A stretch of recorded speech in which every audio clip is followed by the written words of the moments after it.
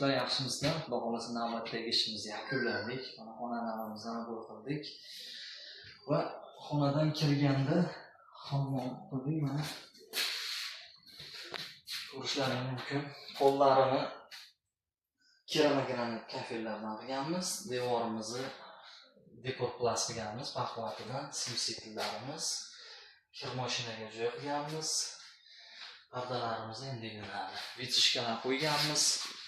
Rozetka kulchatorlarimizni, rozetkalarni zazemleniya qilganmiz. Inson hayoti uchun muhim.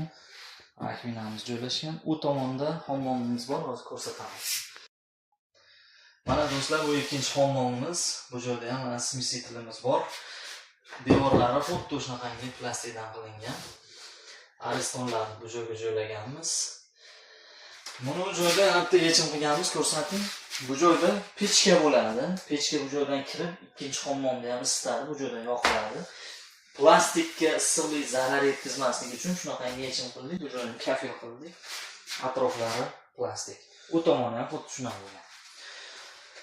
Mana elektrikalarni ko'rsatib ketaylik. Shitlar qilingan, hamma zazimlangan. Do'stlar, sog' bo'linglar. Podpiskani ayamanglar, like bosinglar. Rahmat.